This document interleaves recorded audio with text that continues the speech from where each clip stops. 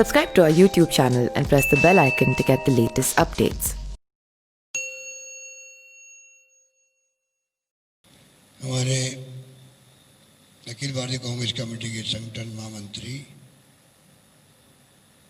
केसी वेणुगोपाल साहब, हमारे प्रभारी राजस्थान के एआईसीसी के मंत्री अविनाश पांडे जी, हमारे प्रदेश कांग्रेस के अध्यक्ष सचिन पायलट जी, हमारे ऑब्जर्वर राष्ट्रीय चीफ प्रवक्ता रणदीप सुरजेवाला जी, अन्य उपस्थित हमारे मंत्रीगण, तमाम उपस्थित पत्रकार बंधु, जैसा आप सबको मालूम है 19 तारीख को चुनाव है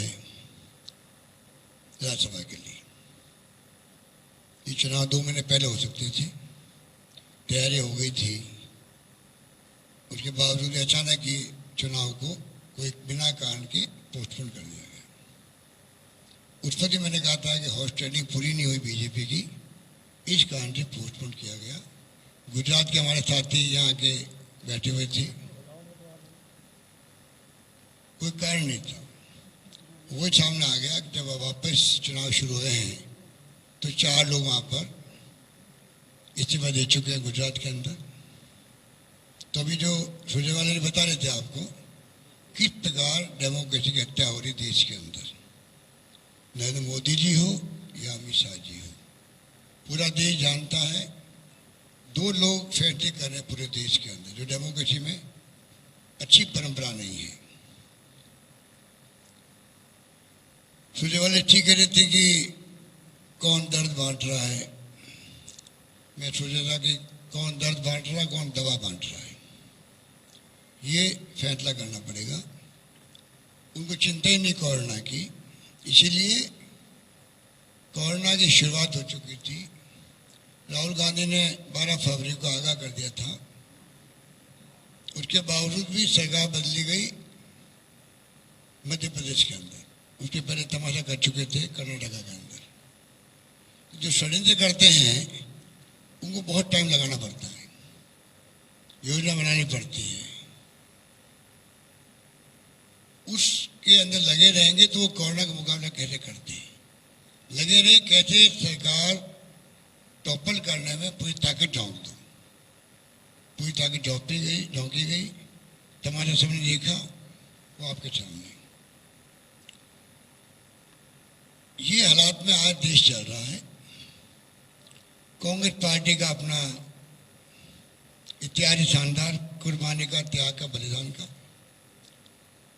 मोदी जी कहते थे कांग्रेस मुक्त भारत बनाएंगे। कांग्रेस मुक्त कभी होगी नहीं देश से, देश के रग रग में घुसी हुई है, देश के डीएनए के अंदर है। पर मोदी जी, उनकी सरकार, उनकी पार्टी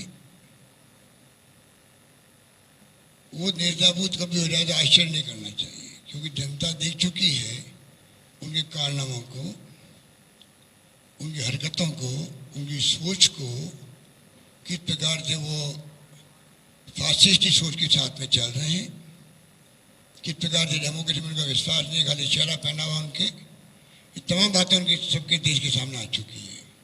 जाति के नाम पर, धर्म के नाम पर कब तक लड़ाओगे आप लोगों को? और मुझे आश्चर्य होता है, अभी तो कोरोना है, जीवन बचाने का सवाल है, और जीवन बचाने के अंदर सभी धर्म, सभी जाति, सभी वर्ग, हिंदू, मुस्लिम, सिख, ईसाई, और तो और यह मैं कहना चाहूँगा तमाम बड़ी पार्टी, कोई पार्टी हो, उन सबके लोगों के, उनके सदस्यों के जीवन बचाने की बात है।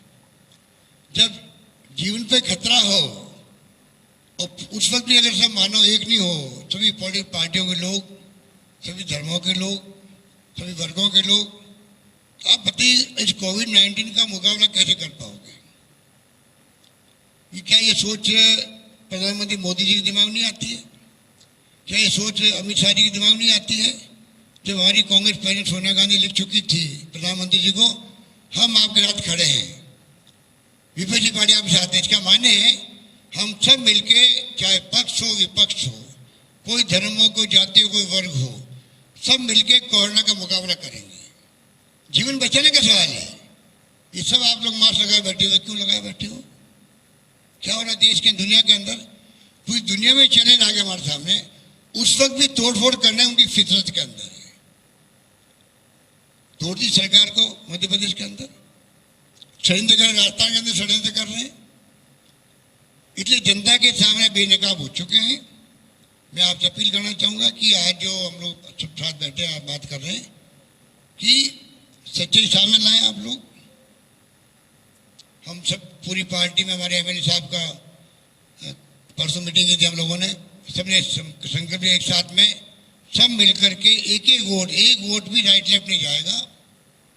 सब मिलके हमारे दोनों उम्मीदवार जो घोषित है केसी वेणुगोपाल जी और नीरज डांगी जी, दोनों सीटें जीतेगी राजस्थान के अंदर। किसी को भ्रम नहीं होना चाहिए और मैं पूरी उम्मीद करता हूं कि एक वोट, चाहे हमारे साथी जो इंडिपेंडेंट है, चाहे बीएसपी से मर्ज हो गए थे हमारे साथ में,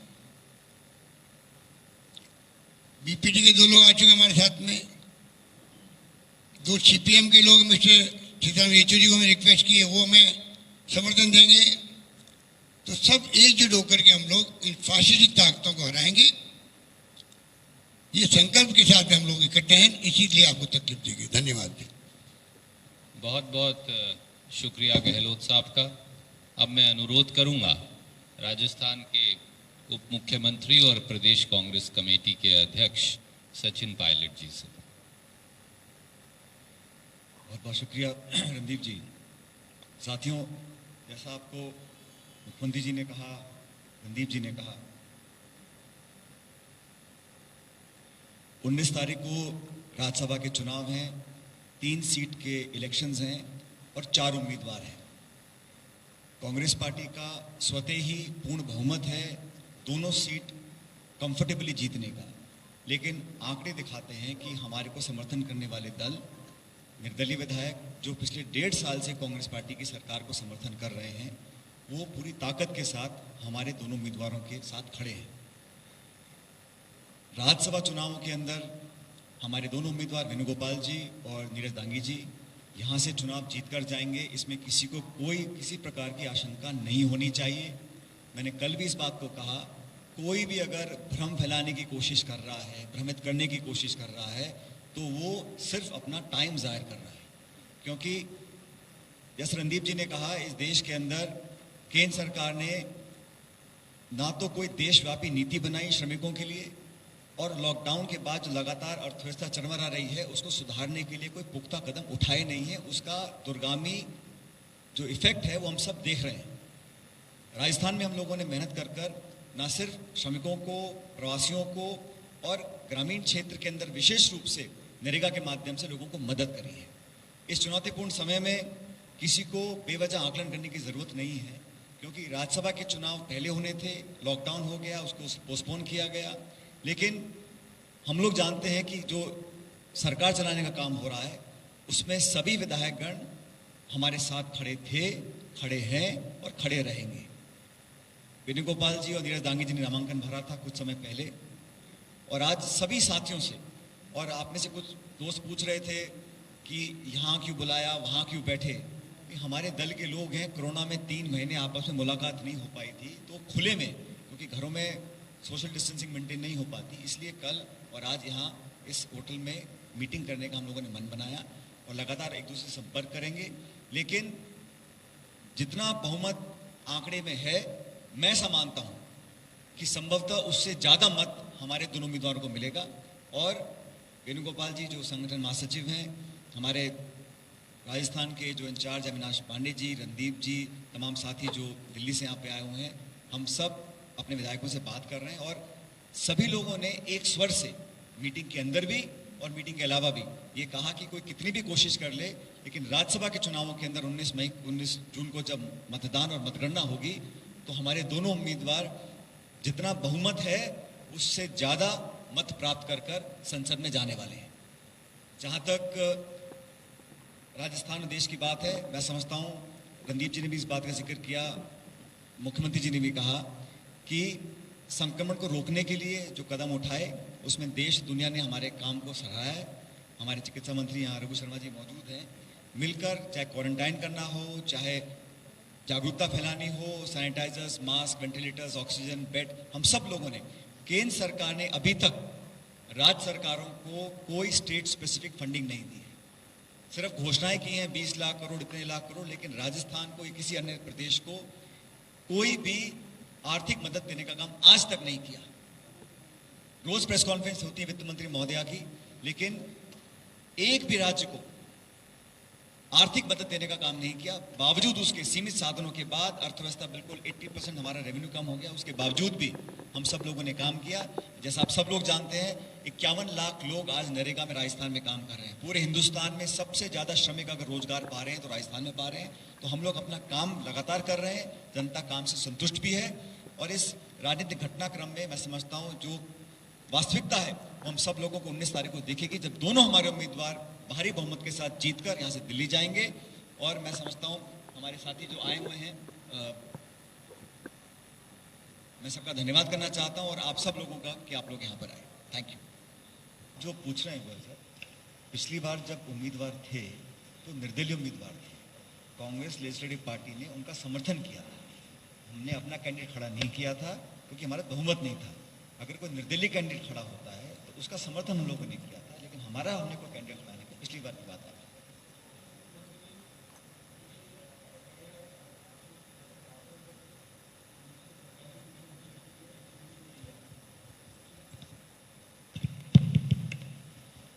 मुख्यमंत्री जी, क्योंकि सरकारी मुख्य सचेतक ने एसीबी को प्रार्थना पत्र दिया है, जबकि अगर प्रार्थना पत्र देना होता है तो किसी इंडिविजुअल विधायक के माध्यम से दिया जाना चाहिए था। क्या इस तरह से सरकार का ही प्रतिनिधित्व करते हुए, क्योंकि सरकारी मुख्य सचेतक पद पर है, ऐसी स्थिति में उसको एक्सेप्ट करके जांच करना, और आप कह रहे हैं कि भविष्य में आपकी सरकार को अस्थिर कर सकते हैं, क्या मध्य प्रदेश वाली स्थिति यहाँ कुछ है कि ऐसे सुखवाट? और कुछ आपके ही मंत्री ट्वीट करते हैं, बहुत सारी विवाद करते हैं, सारी चीजें, तो क्या है, स्पष्ट तो कीजिए। ये बहुत ही जो स्थिति है पूरे देश के अंदर, कर्नाटका में हुआ क्या मालूम आपको, मध्य प्रदेश में क्या सबको मालूम है। और राजस्थान में जब हमारे बीजेपी नेता टेलीफोन करेंगे हमारे कांग्रेस के लोगों को, इंडिपेंडेंट को, उनको हम क्या कहेंगे? ये जो रिपोर्ट दर्ज करवाई है भाई जोशी जी ने, इसीलिए करवाई है जिससे कि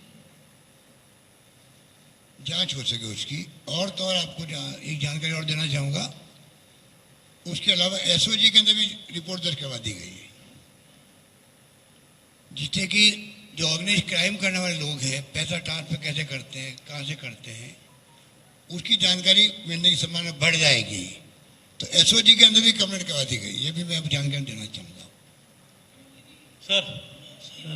sir we'll have to go one by one. PTI से अच्छा योगेश शर्मा जी, अगर जी सर, मेरा सीएम साहब से सवाल है।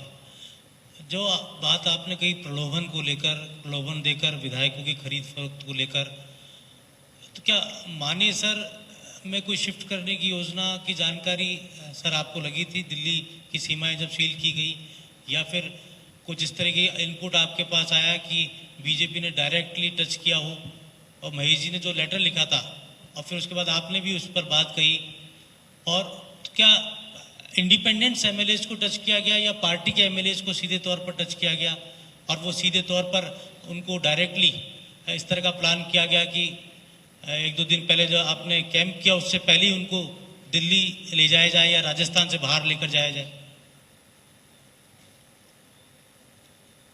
सीएम साहब से सवाल। मुख्यमंत्री जी तो जवाब देंगे ही। मुझे लगता है आदरणीय मित्र, अटकलों और अफवाहों पर विश्वास मत कीजिए। जो दरख्वास्त महेश जोशी जी ने दी है, उन सारे हवालाबाजों, ये विश्वास करिए अशोक गहलोत जी की चक्की जब पीसती है तो बड़े अच्छे से पीसती है। हर हवालाबाज और हर वो आदमी जो हमारी सरकार को अस्थिर करेगा, कानून उसके खिलाफ कार्रवाई करेगा और उसको ऐसी कड़ी सजा मिलेगी देश के कानून के अनुरूप कि वो उसका एक उदाहरण लोग दिया करेंगे। पर जैसा मुख्यमंत्री जी और उप मुख्यमंत्री जी ने कहा, हमारी सरकार, हमारे विधायक, हमारे मंत्री, हमारे कार्यकर्ता और राजस्थान के लोग चट्टान की तरह मजबूत हैं। ना धन, ना प्रलोभन, येन केन प्रकेन वो कितनी भी कोशिश करें वो अपने षड्यंत्र में कामयाब नहीं होने वाले, क्योंकि इस बार उन्होंने राजस्थान की वीर जनता के प्रजातांत्रिक मैंडेट को चुनौती दी है। धन्यवाद। सर सीएम साहब से एक सवाल है। राहुल शर्मा जी से एक बार मैं एक एक करके सर आ जाऊं, आप सबके पास आ जाऊंगा, ऐसी सुविधा भी नहीं। अच्छा राहुल जी। सीएम साहब से सवाल है सर, जिस तरह के आरोप प्रत्यारोप चल रहे हैं, सरकारें गिराने का खेल चल रहा है, आपको लगता नहीं कि दल बदल कानून जो है उसमें बहुत बदलाव की जरूरत पड़ गई? जिस तरह से पहले कर्नाटक, फिर मध्य प्रदेश और राजस्थान की बात की जा रही है, तो ये दल बदल कानून में संशोधनों, विधायक इस तरह का कोई काम करते हैं तो उनकी सदस्यता पूरी तरह से जाए, इस तरह के कानून के संशोधन की जरूरत आप लोगों को नहीं लगती? आपको याद होगा आदरणीय साथी, ये आपने क्वेश्चन किया, परंतु आप देख रहे हैं कि वह अमेंडमेंट पहले भी हुए हैं, उसके बाद में भी कोई रास्ता निकाल लेते हैं और अमेंड करेंगे तो और रास्ता निकल जाएगा। फूल प्रूफ कानून तो खुद की नैतिकता ही हो सकती है और नैतिकता इनमें है नहीं, इसीलिए इनके दिलो दिमाग के अंदर कोरोना से मैं बार बार कहना चाहूँगा, ये जंग मामूली जंग नहीं है। ये कोरोना किस रूप में बढ़ेगा, इसका मिजाज क्या होगा, कोई नहीं जानता है। जब पूरे मनुष्य के जीवन पे संकट है, उस वक्त में आप अगर पॉलिटिक्स करोगे इस प्रकार से, तो आप राज्य शासन गवर्नेंस क्या करोगे जनता को बचाने के लिए? फिर आपका दिमाग हर वक्त घूमेगा कॉन्स्टिट्यूंसी के अंदर, कभी मध्य प्रदेश, कभी कर्नाटका, कभी राजस्थान, कभी महाराष्ट्र, यही काम करते जाएंगे। ये समझना पड़ेगा एक कोरोना में क्यों जोड़ रहा हूँ, ये कोई मामूली बात नहीं है, जंग मामूली नहीं है। क्या अमेरिका में, इटली में, स्पेन में, चाइना में क्या हुआ, क्या हो सकता है आने वाले वक्त में, कोई नहीं जानता है। तो जंग वो लड़े, उसके लिए विपक्षी पार्टियां साथ हैं, मिसेस सोनिया गांधी कह चुकी है, तो उसके बाद में इनको समझ नहीं आ रही है क्या? ये स्थिति है। और ये जिस प्रकार से षड्यंत्र कर रहे हैं वो बातें सामने आ रही है हमारे भी। हमने जो फैसले किए सोच समझ के फैसले किए, इसीलिए संगठन के अंदर अंतरकलह है और उसका फायदा बीजेपी को मिलने जा रहा है। ये बातें मैं सुन रहा हूँ जब से बीजेपी हारी है 1.5 साल से, और 1.5 साल के अंदर जो उपचुनाव हुए वो हम लोगों ने जीते, राज्यसभा के चुनाव होंगे वो हम जीतेंगे। अब उनका और तो कुछ काम कर नहीं रहे विपक्ष में, और आपस में कितने गुट भाजपा में है मेरे हाथ में गिन नहीं सकता मैं इस सरकार में। और ये जब मैं अध्यक्ष बनकर आया था 2014 में, तब से लगातार हम ऐसा कोई ना कोई साथी पूछता रहता है, और बड़ी कामयाबी से हम लोगों ने हर उपचुनाव जीता, विधानसभा का आम चुनाव जीता, और ये चुनाव भी हम जीतेंगे। तो बीजेपी के साथी कुछ बोले ये कोई आश्चर्यजनक बात नहीं है, लेकिन अगर आईना उठा के देखेंगे तो उस दल में कितने गुट बने हुए हैं उसकी कोई गिनती नहीं है। हमारे यहाँ पर मैंने कल भी कहा था, कांग्रेस प्रेसिडेंट सोनिया गांधी जी ने, एआईसीसी ने हमारे राज्यसभा चुनाव में उम्मीदवार तय कर दिए। तय करने के बाद हम सब ने उनको आश्वस्त किया कि हम चुनाव जिताकर भेजेंगे। अब विरोध करने के लिए कुछ कमी निकाल नहीं पाए, और बेवजह अखबार में और कुछ फुसाट की बात अगर कोई बीजेपी नेता करता है तो मैं समझता हूँ वो अनर्थ है। अब ये बात बहुत बोरिंग हो चुकी है, इसको ना तो कुछ सुनता है ना गंभीरता से लेता है। नीरज जी, चुनाव तो आपको करना पड़ेगा ही, जब तक आप अगर अमेंडमेंट नहीं कर दो रूल्स को। जब आपका टाइम खत्म हो गया राज्यसभा के मेंबरों का, पार्लियामेंट आ रही, तो उनको मजबूर होकर करवाना पड़ा चुनाव को। और अभी जो इनकी रैली हो रही है बंगाल में, बिहार में, उड़ीसा के जहाँ जहाँ भी हो रही है, तो आप सोच सकते हैं कि अभी रैलियों का आईटी बेस होने लग गई। तो ये तो जब तक कोई सब पार्टी मिलकर कोई फैसला नहीं करे दूसरा, तब तक तो चुनाव कराने पड़ेंगे। सवाल इसलिए उठ रहा है कि मुख्यमंत्री अशोक गहलोत कहते हैं कि कांग्रेस के विधायकों को खरीदने की कोशिश हो रही है, पैसे का प्रलोभन दिया जा रहा है। उप मुख्यमंत्री सचिन पायलट कहते हैं कि हमें इस बात की जानकारी नहीं है। तो ये कंफ्यूजन अब पैदा हो जाता है कि वाकई में खरीदा जा रहा था, नहीं खरीदा जाता, सच्चाई क्या है? आपको बताएंगे क्या सच्चाई, जनता को बता दीजिए। बात सुनिए, ये उप मुख्यमंत्री महोदय ने कहा ठीक कहा, वो पीसी प्रेसिडेंट भी हैं और मुझे जिम्मेदारी दी गई है कि मैं विधायक दल का नेता हूँ, मुख्यमंत्री हूँ, तो मुख्यमंत्री के पास कोई खबर आ रही होगी तो कहीं की सोर्स से आ रही होगी, इसलिए और वो हम कैसे ओपन कर सकते हैं पहले ये तो आप समझ सकते हो। जो जहाँ षड्यंत्र हुए हैं मध्य प्रदेश में या कर्नाटक के अंदर, तो क्या बीजेपी ने बताया कि हम षड्यंत्र क्या करने जा रहे हैं, या वो बताइए क्या षड्यंत्र क्या करने जा रहे हैं। वो तो जो खबरें आएगी जांच का विषय हो गया है अब तो, एसीबी भी और एसओजी भी, ये जांच देना ही बहुत बड़ी बात है, आप समझ सकते हैं।